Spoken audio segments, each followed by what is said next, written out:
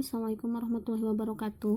Hari ini kita akan membahas tentang jenis-jenis gerak melingkar.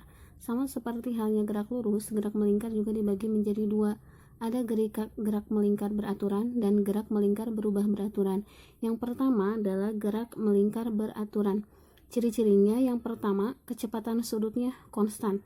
Yang kedua, percepatan sudutnya sama dengan 0. Untuk rumus-rumus gerak melingkar beraturan itu sama dengan rumus-rumus yang sudah kemarin kita bahas dan di besaran-besaran dalam gerak melingkar. Jadi di sini tidak akan Ibu bahas lagi. Kita lanjut ke yang kedua, gerak melingkar berubah beraturan atau GMBB. Ciri-cirinya yang pertama, kecepatan sudutnya berubah-ubah. Yang kedua, percepatan sudutnya konstan.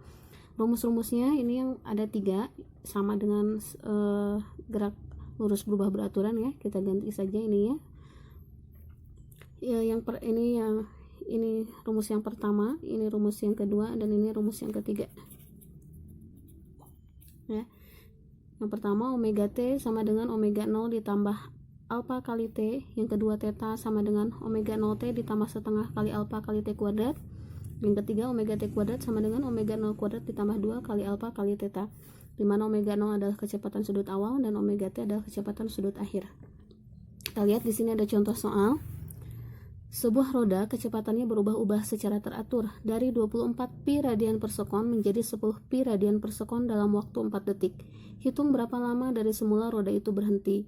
Nah, ini dari soal diketahui yang pertama kecepatan sudutnya 24 pi radian per sekon, kemudian omega t-nya kecepatan sudut akhirnya 10 pi radian per sekon dan t-nya 4 sekon. Yang ditanyakan di sini berapa lama, berarti waktu ya, waktu atau t sampai berhenti. Penyelesaiannya, kita masukkan rumus yang pertama, omega t sama dengan omega 0 ditambah alpha dikali t. Kita akan mencari percepatannya ya. Kita akan mencari percepatan sudutnya. Kita masukkan omega t nya 10 pi, omega 0 nya 24 pi ditambah alpha kali t nya adalah 4. Kita pindah ruaskan yang 24 pi ke sebelah sini. Jadi 10 pi dikurangi 24 pi hasilnya negatif 14 pi sama dengan alpha kali 4. Maka alpha sama dengan min 14 pi per 4, hasilnya adalah min 3,5 pi radian per sekon kuadrat. Setelah percepatan sudutnya kita dapat, kita cari waktu sampai berhenti ya. Kalau waktu sampai berhenti berarti otomatis kecepatan sudutnya sama dengan 0. Maka omega t sama dengan omega 0 ditambah alpha dikali t. Omega t nya 0 sama dengan 24 pi ditambah negatif 3,5 pi dikali t.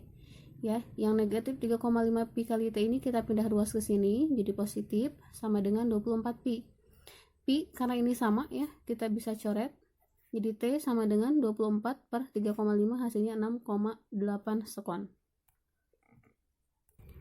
Selanjutnya contoh soal yang kedua. Sebuah mesin memerlukan 5 detik untuk berubah dari 600 rpm atau rotation per menit menjadi 1200 rpm rotation per menit. Tentukan berapa putaran yang dibuat mesin tersebut dalam waktu itu. Nah, ini yang pertama diketahui t-nya 5 sekon, yang kedua kecepatan awalnya 600 rpm. Karena kita tahu kecepatan sudut itu satuannya adalah radian per sekon, maka kita harus rubah ya ke dalam satuan radian per sekon. Ini rpm, rotation per menit, kita ganti menjadi rad per s. Ingat, satu putaran itu ada sama dengan 2 pi ya. Jadi 600 kali 2 pi radian per menit, kita rubah ke sekon berarti per 60 ya. Sama dengan ini bisa kita coret ya. 60 bagi 6 10 kali 2 pi berarti 20 pi radian per sekon gitu ya. Kemudian yang kedua, omega t nya 1200 rpm, kita rubah juga ke dalam satuan radian per sekon. Caranya sama, 1200 kali 2 pi per 60 sama dengan 40 pi radian per sekon. Ini habisnya 20. Kalau sudah, sekarang kita tulis ditanyakannya adalah berapa putaran, berarti n ya. Kalau banyaknya putaran berarti n.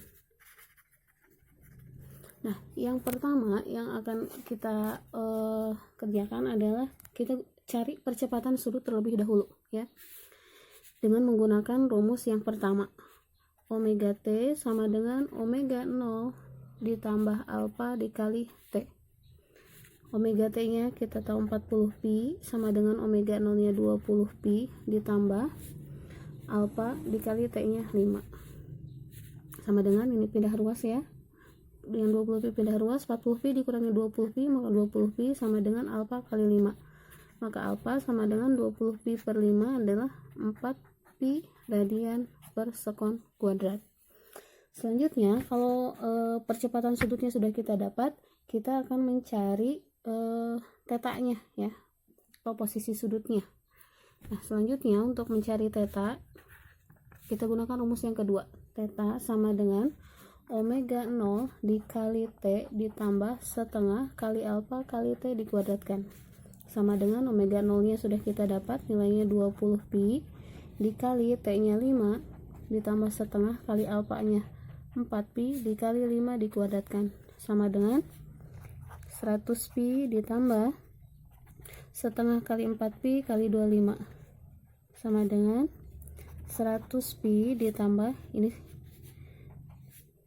boleh kita coret ya, jadi 2 pi ditambah 25 sama dengan 50 pi, maka sudut tetanya adalah 150 pi. Kemudian kalau ini posisi sudutnya sudah kita dapatkan, sekarang tinggal kita mencari banyaknya putaran. Nah rumus untuk mencari banyaknya putaran adalah N sama dengan teta per 2 pi posisi sudut per 2 pi sama dengan tetanya 150 pi per 2 pi. Ini kita coret, berarti hasilnya 75 putaran. Selanjutnya ini latihan soal, ada 2 soal. Yang pertama, sebuah roda berjari-jari 200 cm bergerak melingkar dengan kelajuan sudut awal 12 radian per sekon dan percepatan sudut min 3 radian per sekon kuadrat. Selama 6 sekon pertama, panjang lintasan yang ditempuh roda adalah, silahkan nanti kalian cari dulu posisi sudutnya, setelah ketemu baru masukkan ke rumus jarak ya. Yang kedua, halaman 161 nomor 19. Selamat mengerjakan tugasnya, nanti ibu tunggu sampai hari Sabtu ya. Terima kasih. Assalamualaikum warahmatullahi wabarakatuh.